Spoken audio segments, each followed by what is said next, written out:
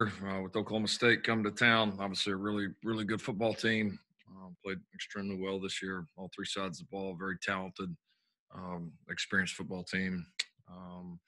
It'll certainly be a challenge for us, without a doubt. So it should be a obviously important game in the conference, as it has become over the last several years.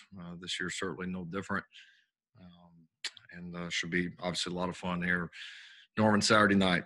Can't wait to play. Excited, certainly coming off the bye week and with the momentum we have as a football team, and looking forward to a really, really strong challenge and the chance to play a great football team. That's it. We'll fire away with questions. All right, thanks, Coach. First question will go to Eric Bailey, the Tulsa World, and then Ryan Aber. Hey, Lincoln, Spencer got a taste of a rivalry game against Texas. As a first-time starting quarterback, how did he handle the build-up and blocking out the outside noise, and will that help him this week? I thought he was fine throughout it. I didn't think any of the good or bad, that happened in that game was a result of the build-up. I just think, like we've kind of said over and over this year, every game, every scenario, every situation is a learning opportunity for him and our whole team. And I think he's learned. He'll get in some new situations, some different situations here Saturday night, and hopefully the experience he's had through the years or through this year, and some of the situations he's already been in, he can draw back. Which the thing for him is to continue to just trust doing his job, to trust his teammates. And not make any more of it than what it is. And he's done a good job of that the last several weeks, and we'll need that to continue here in this last stretch. A quick follow, when you're recruiting a high-profile position like a quarterback, how much does that factor in, just the maturity aspect? You can't predict the future, of course, but when you look and studying a quarterback, how much does that factor in, just studying the maturity of that player? I think it's definitely important. It's not always easy to gauge, but it's definitely important of how they handle adversity, how they handle tough situations, just I think their overall competitiveness. Are they somebody that, in that arena, wants the ball? Some guys do, some guys say they do, and you could tell the difference. But he's a guy that doesn't shy away from it. So, I think he'll be ready. Thank you, Lincoln. Mm-hmm. Okay, Ryan Aber, the Oklahoman, and then Joe Bettner. Yeah, Lincoln. What are maybe the biggest areas that Nick Bonito has improved on since last year, and can you maybe at least try to quantify the importance of what Nick has done to what this defense is, the success that this defense is having? Yeah, I think Nick was one of those handful of players coming in the season that did a lot of positive things for us last year, but we felt like we needed him to take the next step, and we put pressure on him and really pushed him to do the things necessary to take that next step. And I think the thing for him was it's different being a role guy and then all of a sudden you're one of the guys. It's just a different type of responsibility, and to give you an example, if you play throwing it out there, you play 25 plays in the game and you make 2 or 3 good plays, and it's, everybody's going to feel all right. Whereas, when you're out there you start getting out there for a larger portion of the game, you're going to have more challenges come your way. You got more opportunities, but also, more challenges come your way, and you got to be a more complete player. And I think he's done that. I think he's played a lot stronger in the run game this year. I think his pass rush has improved, his feel, when to set guys up. He's got a few new, pass rushing techniques, moves, strengths that have helped him become a more well-rounded pass rusher as well. So, and then I think some of the added weight and strength that he's put on has certainly made a difference in his game. Appreciate it, Lincoln. Mm-hmm. Okay, let's go to Joe Bettner, the Norman transcript, and then Jason Kersey.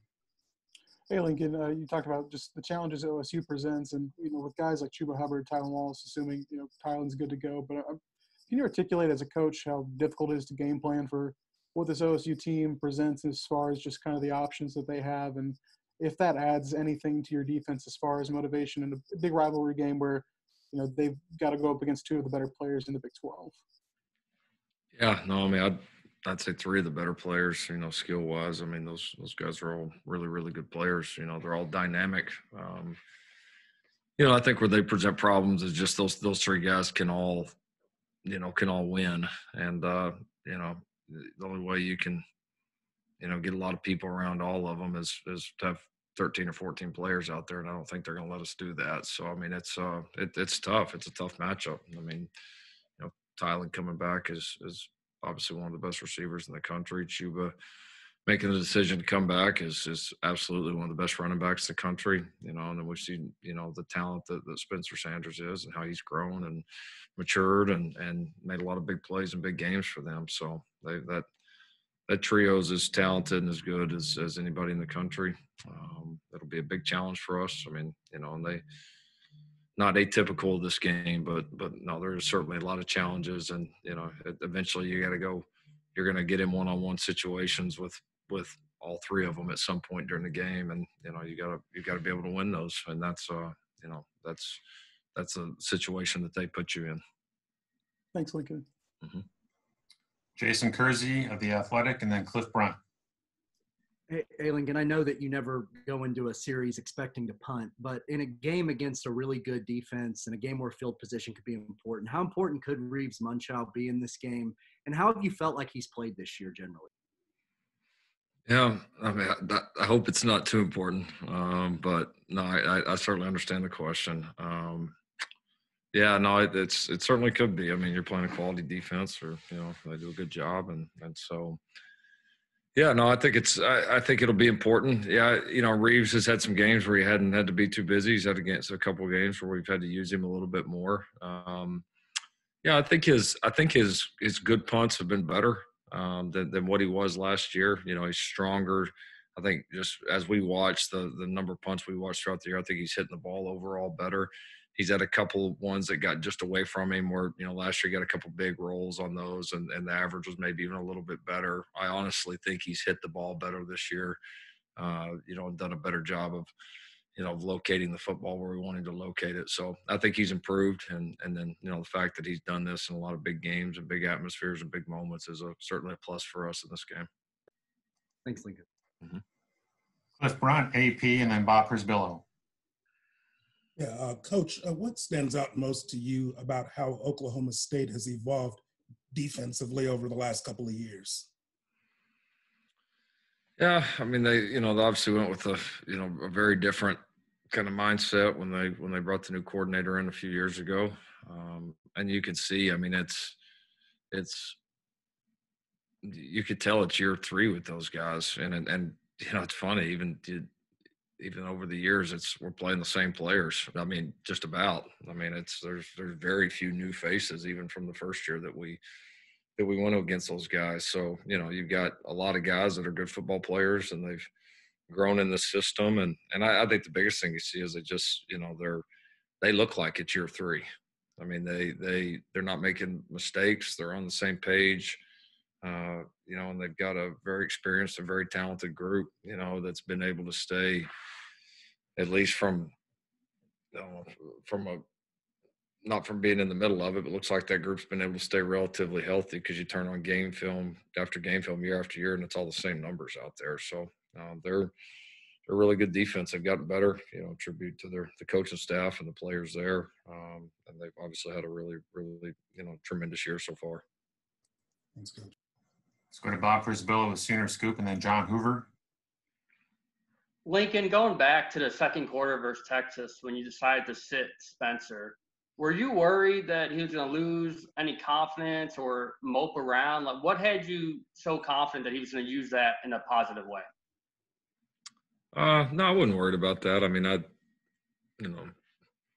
feel like I know who he is. That thought didn't cross my mind at the time. And if he was to mope or not handle it the right way, then he's not the guy that should be, our starting quarterback. I mean, that's just not a quality that would, help us or help this team. And I think the starting quarterback has to have not necessarily always maybe lowering your shoulder, running over guys, but there's got to be a toughness and a mental toughness of the guy at that position for your team, to me, to have any of that. And so, again, whether they're a big dude trying to run guys over, or, even a small guy like Kyler that, never got hit and slide every chance he got, there's still just there's a mental toughness and a mindset and a competitiveness that you have to have. And, you got to be able to handle situations like that where it doesn't go your way. We'll go to John Hoover with SI Sooners and then James Hale. Lincoln, a real quick one for you. How's Spencer? How was he last week? Is he 100% this week? Yeah, he's 100%.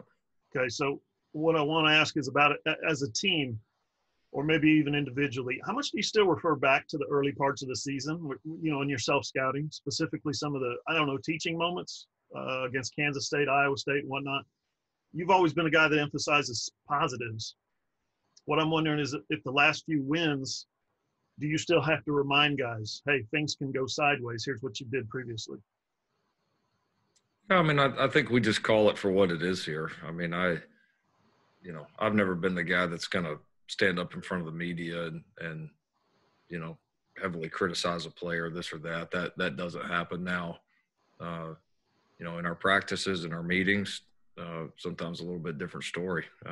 We just try to be straight up with our guys. If they did something really good, we're going to tell them they did something really good. If they did something really bad, we're going to tell them. If they did something really smart, it's going to be emphasized. If they did something really dumb, it's going to be emphasized. I mean, for us, it's just there's nowhere to hide mentality, both for us as coaches and players. I got no problem when I screw something up in front of a game Monday in a team meeting, showing the team where I screwed it up and telling them how stupid it was on my part. I mean, that's just our mindset. And so we try to just call it like it is. We try to certainly learn, but not dwell. And whether that was something good in the past, something bad in the past, sure, we want to learn from it. Because no, you never get there. There's not like some moment where you got it all figured out. It's just, hopefully you can take the lessons that you have and apply them and just keep getting better throughout the year. Thank you. Mm-hmm. Okay, James Hale, KREF, and then Joey Helmer. Lincoln, Oklahoma State defensively, they've been pretty good defending the pass. So I'm wondering, with their concepts and the things they use and the fact that their safety game is so good, if they make big plays, it's usually from their safeties on defense. What will Spencer have to watch? And, what do you guys have to watch to make sure that you can control those safeties and throw the ball against them? No, they're good players. I mean, those two guys have been playing forever, and they've really improved, and they're two tremendous players, no question about it. And they do a nice job. They do a nice job mixing up, getting those guys in the run game, but also keeping them very active in the pass game. And it's I think a credit to a nice job they do schematically, and then again, just the quality of players that those guys are. Those guys have played a lot of ball and they've seen a lot, and it shows up on tape. So. Obviously, I mean, I think it still comes down to, winning your individual matchups. I mean, I think in a game like this where, both teams, both sides, but really both sides on both sides of the ball are good. And so there'll be a lot of really good individual matchups out there. And there'll be some opportunities because both teams are aggressive. There'll be some opportunities for big plays. When you get those times, you got to cash in, especially against good defenses. Thanks, Lincoln. Mm-hmm. Joey Helmer, OU Insider, and then Garen Eman. Yeah, Lincoln, you talked about Tylen being one of the best receivers in the country. Obviously, you guys have a ton of talented receivers on your roster. How can some of those guys help you prepare for a guy as dynamic as Tylen? Oh, I mean, yeah, I mean, our players are used to going against good receivers, but I don't know anybody's exactly, can you carbon copy a guy, his strengths, weaknesses, all that. Tylen doesn't have very many weaknesses. I mean, as far as a skill set, I mean, the guy we have that's most like him is he and Trajan Bridges are their games are very, very, very similar, remarkably similar in my opinion. But yeah, I mean, it's, our guys get to go up against good receivers, but, Tylen's tremendous and does some you know, just he does some things very, very well that are difficult to defend. So, you know, I'm glad that our guys get to go up against good receivers, but it's, you know, it's going to matter what they do on Saturday night. You know, and he's like I said, we got a lot of respect for him, a tremendous player, and certainly have a lot of respect for the, you know, challenge of trying to contain him. Gary Nemig, Tulsa World, and then Keegan Renault. Lincoln, the situation at receiver for you, you got a lot of talent and a heck of a lot of potential there, certainly. Not sure that you've got a Biletnikoff Award candidate this year just yet. You don't have Dede or CeeDee Lamb, Marquise Brown, guys who've made such big plays in big games the last few years. Would you feel more secure going into this matchup, as sound as OSU is in terms of its coverage? Would you feel more secure if you had that kind of guy out on the perimeter to help Rattler out a little bit? I feel good about the guys we have. You know, they've made a lot of plays, and I think we're getting better quickly, those guys included. Yeah, I mean, you know, you'd like to line up with 11 Hall of Famers, but it just, you know, that's the nature of the beast is each year, you know, you have what you have, and I like what we have. I think we're in the process of turning, you know, a lot of that talent and guys that are flashing and doing some really good things into really, you know, consistent and potentially elite players. And so I like the progression we're on. I like the guys we have, and I think they'll be ready for their opportunity Saturday night. Thanks. Mm-hmm. Keegan Renault, Sooners Wire, and then Jenny Carlson. Yeah, Lincoln, after the Kansas game, you talked about how this team has had a bunch of fork in the road moments, and they've chosen to go on the ladder, you know, to come together and do all that. How did you see this team kind of unfold this year? Was it the Texas game that really drove them? Was it after the Iowa State game and some of those personal meetings with the players and all that? How did you see this team kind of come together this year? Oh man, that seems like a question for after the season. I mean, I don't know that there's been, like, at least up to this point, like some, you know, big Hollywood moment. I mean, it's each moment contributes to it. You know, the ones you'll notice more after adversity, or those are, you know, I think the more obvious ones, but every moment from January on, you know, contributes to it. And so I think the team for the most part has handled the majority of what we put in front of them very well, from January on, and all the different challenges that have come up. And they've continued to listen, they've continued to stay positive, and they've continued to grow together. And so I think those things have been, I think, the key to us, you know, starting to play some decent ball here towards the end, and while we've been able to hang in there and put ourselves in position to make this a meaningful football game. So, but I think it's just been constant throughout the year, and you know, we'll have to continue to come together and fight and push to get better if we want to accomplish, you know, what we think we can here at the end. Thanks, Lincoln. Mm-hmm. Jenny Carlson, the Oklahoman, and then Lee Benson. Hey, Lincoln, you guys have won a string of games here in this series and have several guys on your team that have been part of those wins. Kind of speaks to the larger series excellence, I guess, you guys have had as a program. How do you use history, that success historically and in the short term too, win in the last few years, to your advantage? Is there a way that you feel like mentally you can address that with your guys and you know, give them the most confidence heading into a game? I know each year is its own thing, but can that work for you in a good way? I honestly don't know that it does.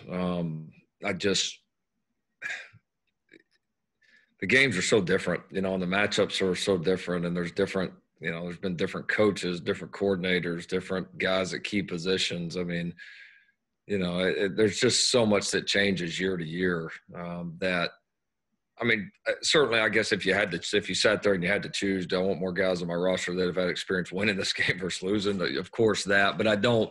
You know, do you go into that and is something like that the difference? I have a hard time seeing that. I just think it comes down to how the team's playing at that point and the matchups on that particular Saturday and who executes the best and makes the big plays in the big moments. And you know, this game has always been, you know, has always been competitive, and it's always been important, you know, throughout every single one of them that I've been involved in has had maybe been the most influential game in the Big 12 those seasons, just about every one of them. And so the quality ball has been good. There's been a lot of great players, a lot of them that are making plays on Sundays from both sides right now that have been a part of it. So no, it's been fun. It's been feel fortunate that we've been able to come out in the upper hand, but it's that's not going to mean anything at 6:30 Saturday. I mean, it's going to take all we got to play at the level that we expect to play. Thank you. You're welcome. Lee Benson, KWTV, and then Barry Trammell. Hey, Coach, I know you talked a little bit about the COVID stuff yesterday on the conference call, but I figured we get you on the record today since I saw last night OU announced 20 active cases in the athletic department. I know the positivity rate has gone down compared to last week, so that's good. But I know you don't comment specifically on anybody in the program with the issues, but just today, just kind of wanted to gauge your feelings on if COVID's going to have potentially any impact on Bedlam this Saturday. I mean, we've done pretty good as a program. We have. I mean, looking for. I need to knock on wood. I mean, it's like we said all year. You're one test away from your perspective changing. But we've had a stretch here since since the first 3 games. It rocked us pretty good, and since then we've been able to steady the ship a little bit on the COVID side of it. And that's been a positive. So it hasn't, for us in the last several weeks, has not had a huge impact. But again, we're just, we're kind of living day to day. And so we got to keep our guard up and keep doing the best we can. Thank you. You're welcome. Okay, let's go to Barry Trammell, the Oklahoman, and then Parker Thune. Yeah, Lincoln, before you got to Norman, what was your perception of this rivalry? It had a cool name, but until the last, 15 years, it didn't have much of a national profile. Now it's got a big national profile. What was your impression of this rivalry before you got in the middle of it? Yeah, I mean, I think, Oklahoma State, my earlier years in the Big 12 when I was at Texas Tech was really starting to take off, really starting to get better, really improve. They got obviously the different financial gifts that made a huge difference in their facilities, and starting to get some really good players. And then my years at East Carolina, were some of their best years. And obviously I kept up with them more throughout that time, even though we weren't competing against them with Dana being over there, and then a couple other guys that good friends with in the coaching fraternity.